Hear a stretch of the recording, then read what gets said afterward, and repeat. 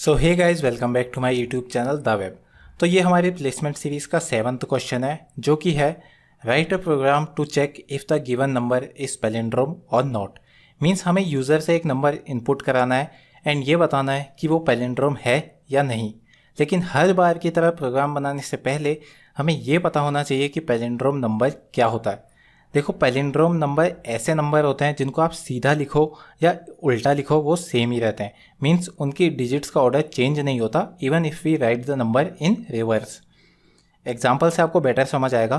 For example 212 is a palindrome number, क्योंकि आप इसको आगे से पढ़ो या पीछे से पढ़ो 212 तो 212 ही रहेगा। सिमिलरली अगर मैं 6776 को उल्टा लिखूं तो भी ये 6776 ही बन के आएगा, है ना। मीन्स मैं इस नंबर को लेफ़्ट से पढ़ूं या राइट से पढ़ूं, उसकी डिजिट्स का ऑर्डर सेम ही रहेगा। तो ऐसे नंबर्स को हम पैलिंड्रोम नंबर कहते हैं। And some more examples are 9, 55 and 123। 123 आपका पैलिंड्रोम नंबर नहीं है, क्योंकि अगर आप इसको रिवर्स में लिखते हो तो वो होगा 321, जो कि 123 के इक्वल नहीं है। तो इसका मतलब ये एक पैलिंड्रोम नंबर नहीं है। ठीक, अब यहाँ से हमें एक बात तो ये समझ में आ जाती है कि नंबर पैलिंड्रोम है या नहीं। ये बताने के लिए हमको सबसे पहले नंबर को उल्टा करना पड़ेगा, क्योंकि जब हमारे पास नंबर का रिवर्स होगा तभी हम उसे एक्चुअल नंबर से कंपेयर करेंगे। एंड अगर दोनों सेम होते हैं मीन्स कि वो एक पैलिंड्रोम नंबर है, नहीं तो वो पैलिंड्रोम नंबर नहीं है। तो इसका मतलब इस प्रोग्राम में सबसे इंपॉर्टेंट चीज़ है नंबर को रिवर्स करना। ठीक है, तो इसको देख लेते हैं कि किसी भी नंबर को रिवर्स कैसे करते हैं। तो इसको एग्जाम्पल से समझते हैं। सपोज करो हमारे पास नंबर है 157 एंड हमें इसको उल्टा करना है। ठीक ना, किसी भी नंबर को उल्टा करने के लिए एज ह्यूमंस हम क्या करते हैं कि हम इस नंबर की लास्ट डिजिट उठाते हैं एंड उसको यहाँ लिख देते हैं। फिर हम सेकंड लास्ट डिजिट उठाते हैं एंड उसको यहाँ लिख देते हैं। उसके बाद हम थर्ड लास्ट डिजिट उठाते हैं एंड उसको यहाँ लिख देते हैं। ये हो गया हमारा नंबर उल्टा। बट कंप्यूटर को तो आप ये नहीं कह सकते ना कि देख ऐसे ऐसे लास्ट से डिजिट उठाते जा और इधर लिख दे, बस हो गया नंबर उल्टा। उसको तो प्रॉपरली स्टेप्स देने पड़ेंगे ना हर चीज़ के। तो वो स्टेप्स क्या होंगे? तो देखो, फर्स्ट स्टेप हमारा ये होगा कि हमको लास्ट डिजिट पता करनी पड़ेगी इस नंबर की एंड उसको एक वेरिएबल में स्टोर करना पड़ेगा जिसमें हम नंबर को रिवर्स करके लिखने वाले हैं। अब ये तो आपको पता ही होगा कि किसी भी नंबर को अगर हम 10 से डिवाइड करते हैं तो जो रिमाइंडर आता है वही आपकी लास्ट डिजिट होती है उस नंबर की। तो यहाँ अगर हम 157 को 10 से डिवाइड करते हैं तो रिमाइंडर आएगा 7 एंड 7 ही आपकी लास्ट डिजिट है। तो अब लास्ट डिजिट तो हमें मिल गई। अब इस लास्ट डिजिट को रिवर्स वेरिएबल में स्टोर कर लेते हैं। ठीक, नाउ अब हमें सेकंड लास्ट डिजिट चाहिए। बट सेकंड लास्ट डिजिट पता करने के लिए तो ऐसा कोई मेथड है नहीं ना हमारे पास। तो हम क्या करते हैं कि जब हमने लास्ट डिजिट 7 निकाली थी ना, उसी टाइम हम अपने नंबर से भी 7 को हटा देते हैं, जिससे कि नंबर 157 से 15 हो जाए। एंड नेक्स्ट टाइम जब हम इसे 10 से डिवाइड करेंगे तो जो रिमाइंडर आएगा वो 7 नहीं होगा, वो 5 होगा। मीन्स हमें सेकंड लास्ट डिजिट भी मिल जाएगी। बट हम 157 में से 7 को हटाएंगे कैसे? मीन्स 157 से 15 बनेगा कैसे? तो आई होप आप सब लोगों ने स्क्रीन पर नोटिस कर लिया होगा कि अगर हम 157 को 10 से डिवाइड करते हैं तो जो क्वोशंट आता है वो 15 यानी कि 15 है। इसका मतलब नंबर में से लास्ट डिजिट हटाने के लिए भी उसे 10 से डिवाइड करते हैं, लेकिन वहाँ हम रिमाइंडर पर नहीं क्वोशंट पर फोकस करते हैं। देखो, अगर आपको ये चीज़ें अभी समझ में नहीं आ रही है तो वीडियो को एंड तक देखना, क्योंकि काफ़ी कुछ एंड तक क्लियर हो जाएगा। ठीक है, तो यहाँ अगर 157 को 10 से डिवाइड करते हैं तो रिमाइंडर आता है 7 एंड क्वोशंट आता है 15।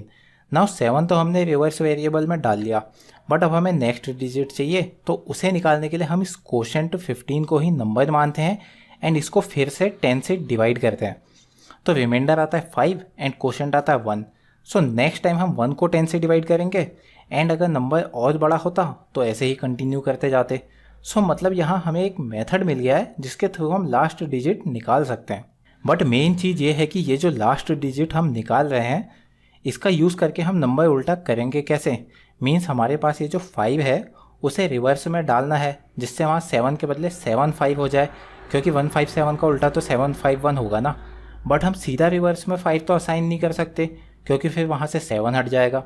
तो ऐसी कोई प्रॉब्लम ना हो इसलिए हम फिर से अपने लाइफ सेवर 10 को बुलाते हैं एंड सबसे पहले ये जो रिवर्स में 7 है उसको 10 से मल्टीप्लाई करते हैं एंड उसके बाद उसमें ये रिमाइंडर 5 ऐड कर देते हैं, जिससे कि नंबर हो जाता है 75 एंड उसे हम फिर से रिवर्स में स्टोर कर लेते हैं। नाउ अब यही प्रोसेस हम बार बार करते हैं जैसे कि 15 को 10 से डिवाइड करके क्वोशंट आया था 1, सो नाउ अब हम 1 को फिर से 10 से डिवाइड करते हैं तो रिमाइंडर आता है 1, एंड अब फिर से जो रिवर्स में वैल्यू है यानी कि 75 उसे 10 से मल्टीप्लाई करते हैं एंड उसमें ये रिमाइंडर 1 ऐड कर देते हैं। सो हमारा नंबर बनेगा 751 जो कि बिल्कुल ठीक है। एंड अब सिंपली इस नंबर को 157 से कंपेयर कर लेंगे, अगर दोनों इक्वल होते तो ये पैलिंड्रोम होता, अदरवाइज ये पैलिंड्रोम नहीं है। तो अभी जो हमने स्टेप्स किए उसको थोड़ा मैथमेटिकली लिखें तो क्या होगा। तो फर्स्ट स्टेप हमारा था रिमाइंडर निकालना, जिसके लिए हमने नंबर को 10 से डिवाइड किया था। सो उसके लिए स्टेप होगा rem equal to num modulo 10। ये जो मॉड्यूलो ऑपरेटर है ये आपका रिमाइंडर निकालने के लिए यूज़ किया जाता है। एंड उसके बाद इस रिमाइंडर को रिवर्स में स्टोर करना था, बट डायरेक्टली तो स्टोर कर नहीं सकते ना, तो इसके लिए हम पहले जो रिवर्स में वैल्यू थी उसे 10 से मल्टीप्लाई कर रहे थे एंड उसके बाद उसमें रैम ऐड करके रिवर्स में डाल रहे थे। सो नेक्स्ट स्टेप होगा हमारा rev equal to rev into 10 plus ram, ठीक है। एंड लास्ट स्टेप था हमने लास्ट डिजिट को नंबर से हमेशा के लिए रिमूव करना था, उसके लिए हम नंबर को 10 से डिवाइड कर रहे थे एंड फिर जो क्वोशंट आता था वही हमारे लिए नेक्स्ट टाइम नंबर की तरह काम करता था। सो लास्ट स्टेप होगा num equal to num divided by 10। And ये सारे स्टेप्स हमको रिपीट करने थे, यानी कि अब हमें एक लूप लगाना पड़ेगा तब तक जब तक हमारा नंबर जो है वो 0 नहीं हो जाता, क्योंकि हर बार नंबर को हम 10 से डिवाइड कर रहे हैं और एक लास्ट डिजिट हटा रहे हैं। सो एक टाइम ऐसा आएगा जब उससे सारी डिजिट से रिमूव हो चुकेंगी एंड नंबर 0 हो चुका होगा, तो वहीं पर हमें रुक जाना है। तो यहाँ पे लास्ट स्टेप होगा हमारा एक लूप लगाना, और वो तब तक चलेगा जब तक आपका नंबर जो है वो 0 के इक्वल नहीं हो जाता। Means while num does not equal to 0, जब तक ये कंडीशन सेटिस्फाई है तब तक हमें लूप लगाते जाना है एंड ये स्टेप्स रिपीट करने हैं। सो यही था कंप्लीट। तो होप करता हूँ आपको ये स्टेप समझ में आए होंगे। अब हम इसका प्रोग्राम देख लेते हैं। तो यहाँ पे हर बार की तरह हमने एक पहले से कुछ प्रोग्राम लिखा हुआ है। अभी हमने इसका मेन लॉजिक नहीं लिखा है जिससे हम पैलिंड्रोम नंबर का पता लगाएंगे, बट जो अभी ये बना हुआ है उसको मैं आपको समझा देता हूँ। देखो, सबसे पहले हमने एक इंटीजर वेरिएबल नंबर को डिक्लेयर करा हुआ है एंड उसके बाद हमने सीन के थ्रू यूज़र से उस नंबर को इनपुट कराया है एंड उसके बाद हमने एक इफ़ कंडीशन लगाई है जिसमें हमने एक फंक्शन को कॉल किया है जो कि आर्ग्यूमेंट में नंबर लेता है एंड अगर ये नंबर पैलिंड्रोम होता है तो ये ट्रू वैल्यू रिटर्न करता है, जिससे ये इफ़ कंडीशन सेटिस्फाई हो जाती है, मतलब कि ट्रू हो जाती है एंड आउटपुट में प्रिंट हो जाता है पैलिंड्रोम नंबर। एल्स अगर ये नंबर पैलिंड्रोम नहीं है तो ये palindrome function false value return करता है, जिससे इफ़ कंडीशन फॉल्स होती है एंड एल्स वाली कंडीशन चलती है जिससे आउटपुट में प्रिंट होता है नॉट पैलिंड्रोम नंबर। ठीक, उसके बाद मैंने एक एंड लाइन प्रिंट करी है, या कहूँ कि एक न्यू लाइन प्रिंट करी है, जिससे कि आपको आउटपुट ढंग से दिख जाए।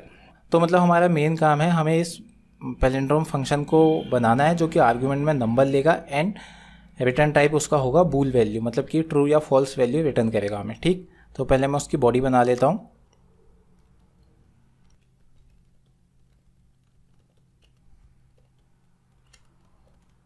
तो ये हमने इसकी बॉडी बना ली।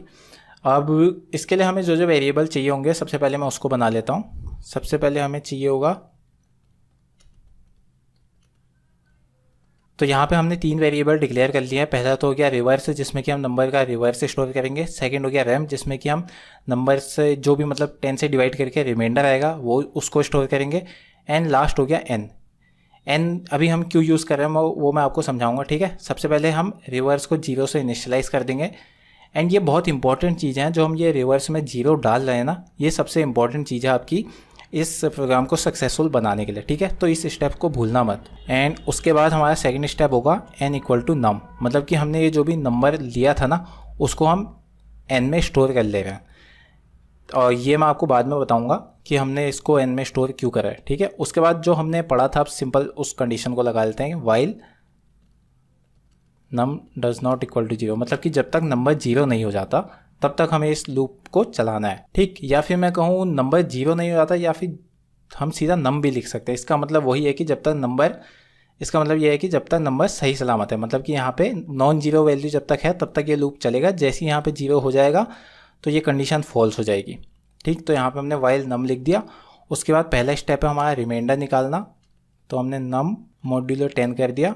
उसके बाद हम सेकेंड स्टेप था हमारा रिवर्स में जो वैल्यू है उसको 10 से मल्टीप्लाई करना था एंड उसमें रिमाइंडर ऐड कर देना था। एंड लास्ट में हमें नंबर को 10 से डिवाइड करके उसमें फिर से स्टोर कर लेना। तो ये 3 स्टेप्स मैं आपको पहले ही समझा चुका हूँ। अब मैं आपको बताता हूँ कि हमने एक वेरिएबल n एक्स्ट्रा क्यों बनाया था, उसमें नंबर असाइन क्यों किया था। देखो, जब हम यहाँ वाइल लूप चला रहे हैं उसमें हम लास्ट स्टेप हमारा है कि हम num equal to num divided by 10 कर रहे हैं। मतलब कि हर बार नम में जो है वो 10 से डिवाइड हुई वैल्यू जा रही है।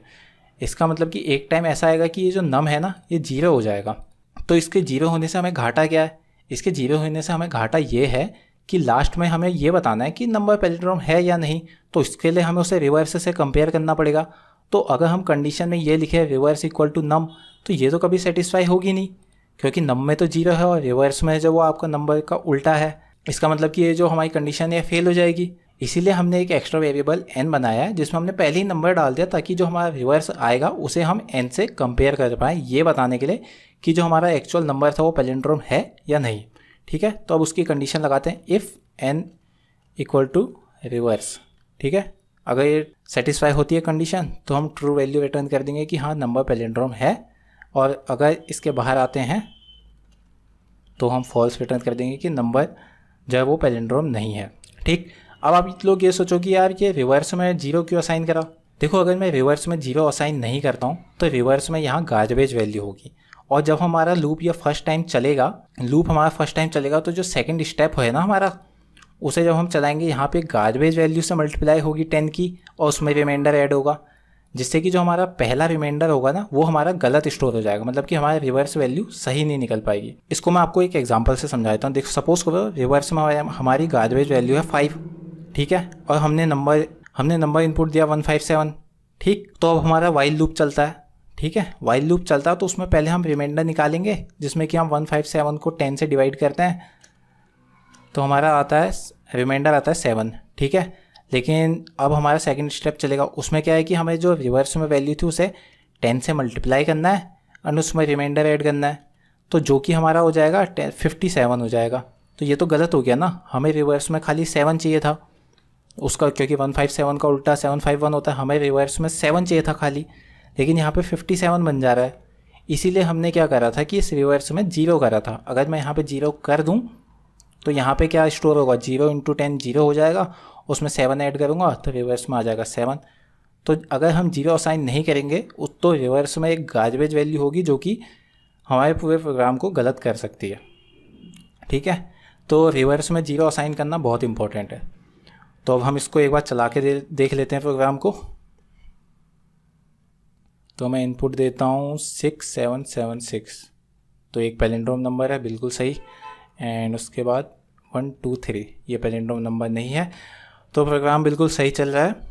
तो दोस्तों, अगर आपको वीडियो समझ में आई होगी तो प्लीज़ इसको लाइक कर देना, एंड फीडबैक में बताना अगर मुझसे कहीं भी गलती हुई हो या कहीं भी मेरा एक्सप्लेनेशन अच्छा नहीं हो तो प्लीज़ मुझे वो फीडबैक में दे देना, मैं नेक्स्ट टाइम से उसको इम्प्रूव करने की कोशिश करूँगा। एंड जो लोग नए आए हैं मैं उनको बता दूँ कि ये हमारी कंप्लीट प्लेसमेंट सीरीज़ चल रही है। आप वीडियो को पार्ट 1 से लेके पूरे मतलब सारे क्वेश्चन देखना इसके। एंड इस वीडियो के लिए इतना ही था, मिलते हैं नेक्स्ट वीडियो में, तब तक के लिए जय हिंद, वंदे मातरम।